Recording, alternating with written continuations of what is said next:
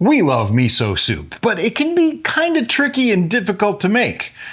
But does it have to be? I came up with this miso soup that is in no way a true traditional miso soup, but it tastes a lot like what you get normally in Japanese restaurants, and it actually tastes really, really good. So let's get started. It's very simple, using things that you probably already have laying around the house. We're gonna start with 2 cups of veggie broth. Now this is our homemade veggie broth from Table Scraps. I'll make sure to link that in the description below, but you can use any veggie broth that you choose. If you don't have veggie broth, it's okay. You can do it with water because we do add some consommé later, but the veggie broth actually just adds a little bit extra. Next up is 1 full tablespoon of miso. Now we're using white miso. Red miso is gonna have a slightly different flavor. Yeah, I think red is stronger. And it's kind of tricky to get out. So I'm not really I'm gonna eyeball the measurement because there's just no way I'm gonna be able to, It's a paste. Yeah, it's weird. But I use it in seitan too, so. Okay, now you wanna make sure that gets mixed in because you don't want lumps of miso in your miso soup. It does dissolve fairly quickly though. Now, of course, normally when I do this, I'm doing it right on the stove, but I wanted to show you guys. So yeah, you just want to keep stirring until it's completely mixed through. And it looks like I did a really good job. Okay, what's next? I know there's more stuff. A teaspoon of consommé. We are using Osem. Right now, it's hard to get this particular brand. Oh, is it? Well, you can buy a lot of it. I bought 3 at a time. For $111? Oh my God, no. Nobody needs that much.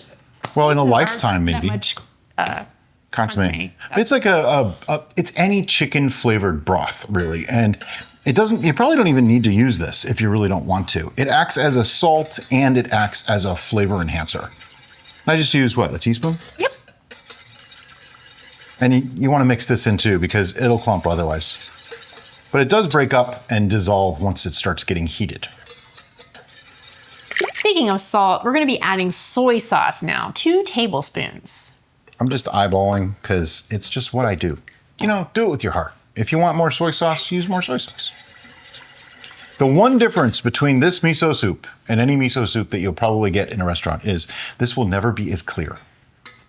And I don't care. That's just not that crucial to me. If it is important to you, maybe this isn't the soup for you then. No soup for you. Next. 2 cups of water. So obviously this makes about 4 cups of soup. We found that it worked perfectly for 3 to 4 servings. And now, over to the stove. We're gonna start by putting our burner to 5.17. And then just start mixing. I don't really worry about it too much. I don't really want it to come to a full boil. I just want it to heat through. And, dissolve some of that broth that's sitting up on top there. Now, there are some components that are kind of optional, but important. And if you get it in a restaurant, you're going to get these things. One is a mushroom. Now, we're gonna prepare 1 full bowl of this right now because these things go in like towards the end, right in the bowl. So I don't wanna have too many things and then have to make like 4 bowls of it right now. Typically for this amount of broth, we're gonna do 4 good sized mushrooms, maybe more depending on the size of the mushroom. Maybe less because you don't need to have a lot of mushroom. But it's again, do it with your heart. If you like mushrooms and you want more mushroom, then have more mushroom. If you want less mushroom, then have less mushroom. When I get it in a Japanese restaurant, they have like this much mushroom in a whole bowl of soup. And it makes me sad. Yeah, I like mushrooms, so a whole mushroom is good. See, like that's good for a bowl of soup right there. And then green onion or scallion. Now, I like to cut about 1 inch to 1.5 inches off the end and give that to Derica so that she can regrow some scallions for us. If you're interested in growing vegetables from kitchen scraps, I'll link a video that I prepared for that in the description below. But what I want to do is just prepare some of this to put into the soup. And I like to use the white parts and the green parts, but I'm just going really tiny little slices. I do not need this whole green onion for 1 bowl of soup. So I'm just going to cut as much as I need. Again, if you like green onion, use more. If you don't like green onion, use less or none if you don't really want to. But I think it adds a nice extra texture and crunch and nice flavor to it. So I like to do it. Each of these elements are going to bring something unique to the dish, and this is something that is common in Japanese cooking. Oh yeah. Each element has a very specific purpose and reason for being in the recipe. And it's usually about balance. Sweet, salty, and savory, or sweet, sour, and savory. They like to balance those things. I am not going to proclaim that I am an expert in any of that. I'm just saying I made a soup that tastes good. That's as much as I can honestly say. And last is Silken tofu. Now we like to use Mori new Silken tofu because it just has a great texture and a very neutral flavor. You can use pretty much any Silken tofu though. It's also shelf stable. Oh yeah, this has been on the shelf for months. It's kind of awesome, but I need scissors to open it. The trick to opening these is you pull out the wings, right? And then on the bottom, there's one more, but you don't open that yet. You cut off the wings on the top. Then you cut across,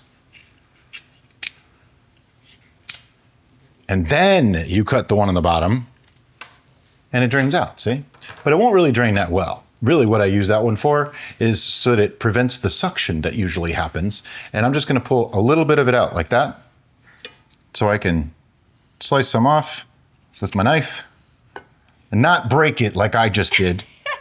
But I'm gonna try to do this the traditional Japanese way, and I'm not even kidding. This is how they do it. It seems dangerous to me, but they just very gently tap through with a knife in their hand, and then they drop it right in the soup, which I probably should have thought of that and done this when we had the bowl of soup ready, but whatever, it's fine. Now, typically for this full amount of broth, we would use half a block of the Silken tofu. Yeah, so I'm just using like a very small, just one slice of it, you know? And now we wait for the broth to get warm. Okay, once your broth is heated up, and you can tell by the steam coming off it, that's how you know it's hot. I'm just gonna ladle some into a bowl. And now we wanna put in our ingredients. First is the mushrooms. And notice how carefully I am placing them in. Then comes the scallions. And last but not least, the tofu. I don't need all that. But look at that, it's so pretty.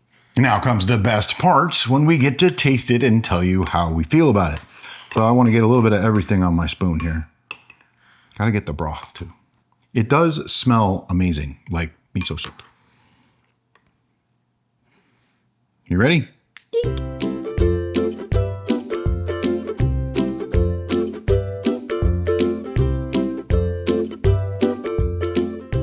Nailed it. Now, I think we have too much stuff in this, personally. It needs to have less stuff. Yeah, we overstuffed it because we just made one bowl. If we used the amount of ingredients that we suggested for the whole batch, it would have been a perfect portion. Exactly. But make this. Oh wait, before we go, let's talk about storage options. You can store the miso soup itself before you add the other stuff in your fridge, or you can freeze it, whatever you want to do. When you bring it up to temperature again, throw in the fresh ingredients. Trust me, you do not want to store those ingredients for too long. They won't be great. And don't freeze them. No, just don't. It'll be bad. Use the fresh stuff. As always, guys, thanks so much for watching, and we'll see you next time on The Bistro.